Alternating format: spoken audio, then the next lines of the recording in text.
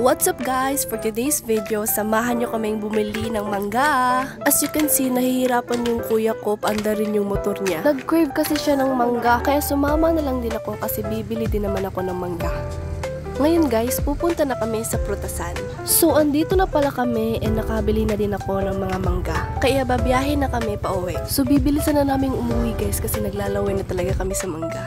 And finally, nakauwi na din, kaya babalatan na natin yung mangga. Isa lang yung binili ko guys, kasi ako lang din naman yung kakain. And yung kuya ko naman is 3 yung binili niya. Kasi matakaw din talaga yun sa mangga. Magkapatid nga naman. So mga 12 AM na pala to guys.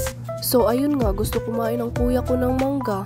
Kaya naisipan kong bumili na din para imukbang ko. Ipapakita ko sa inyo guys, ito pala yung message ng kuya ko sa akin. Tingnan nyo guys, nagkikrave na talaga siya ng mangga. So ayun, balik na tayo sa pagbabalat. After ko mabalatan ng mangga, hiniwa-hiwa ko na ito. So habang hinihiwa ko nga pala tong manggang to guys, ay hindi ko talaga maiwasang mangasim. Kasi maasim naman talaga ang mangga, lalo na to. Kayo guys, di ba kayo nangangasim? And after kong maghiwa ng mangga, maghahanda na ako ng sausawan. So ang gagamitin ko palang sausawan guys is yung tinatawag sa amin dito na ginamos. Masarap kasi yung ginamos guys sa mangga, lalo na kapag hilaw. And mas bet ko yung lasa nito guys kesa sa alamang. So yung sabaw lang pala yung gagamitin ko dito guys. Kasi di naman ako kumakain ng laman nito. So after kong ma-separate ang sabaw, lalagyan ko na ito ng sili.